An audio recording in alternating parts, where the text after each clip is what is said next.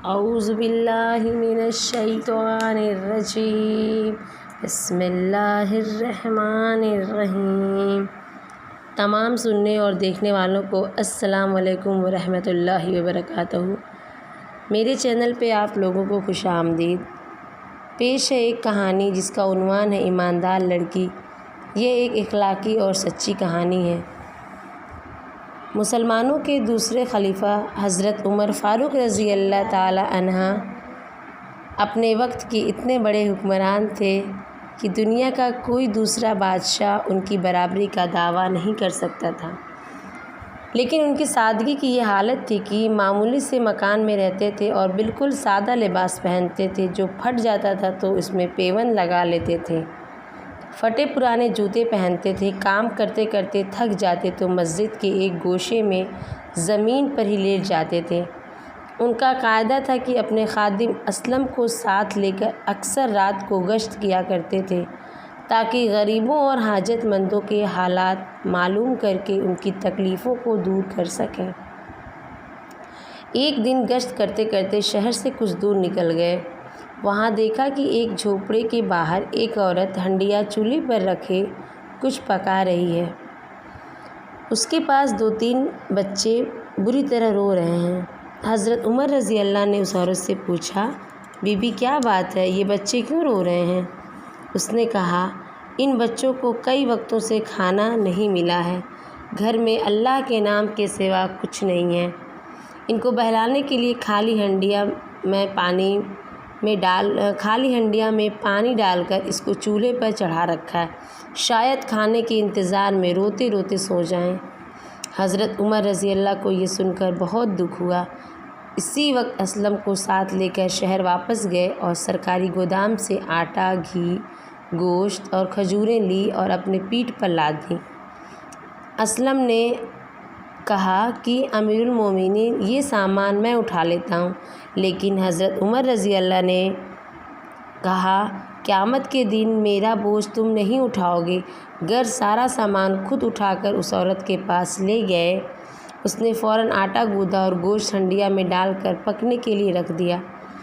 حضرت عمر رضی اللہ خود چولہے میں پھونک مار مار کر آگ تیز کرتے رہے۔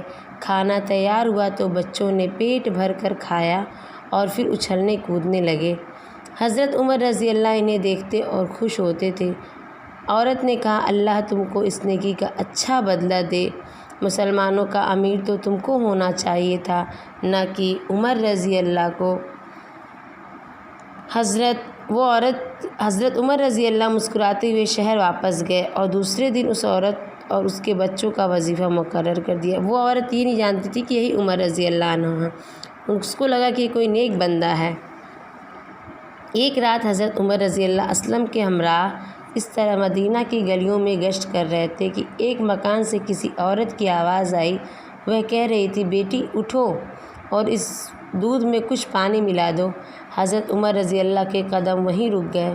اب انہوں نے ایک لڑکی کی آواز سنی جو اس عورت کو یہ جواب دے رہی تھی، اماں کیا آپ نے امیر المومنین کا حکم نہیں سنا؟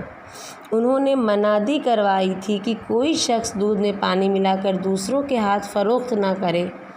ماں نے سخت لہجے میں کہا، لڑکی باتیں نہ بنا اور دودھ میں پانی ملا دے، یہاں ہمیں کون دیکھ رہا ہے؟ لڑکی نے جواب دیا، اماں اللہ تو ہمیں دیکھ رہا ہے، اس طرح بے ایمانی کرنے سے وہ ناراض ہوگا اور پھر یہ امیر المومنین کے حکم کی نافرمانی بھی ہے۔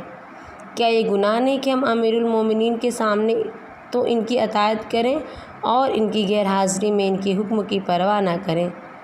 میں تو دوہرا گناہ نہیں کروں گی، ایک تو بے ایمانی اور دوسرے امیر المومنین کی نافرمانی۔ حضرت عمر رضی اللہ کے کانوں میں ماں بیٹی کی یہ باتیں پڑی تو انہوں نے اسلم سے کہا کہ اس مکان کو اچھی طرح پہچان لو۔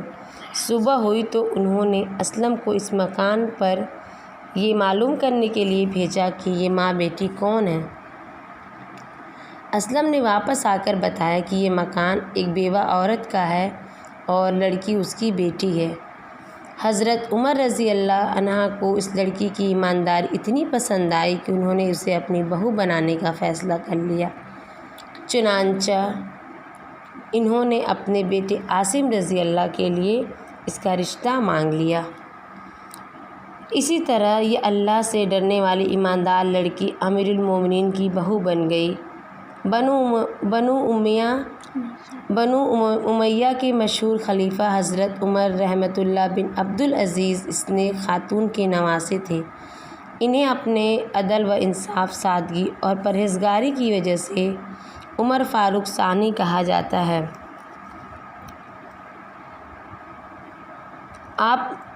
امید کرتی ہوں کہ آپ لوگ کو اس کہانی سے نصیحت حاصل ہوگی اور ایسا ہی بننے کی کوشش کریں گے انشاءاللہ تعالی۔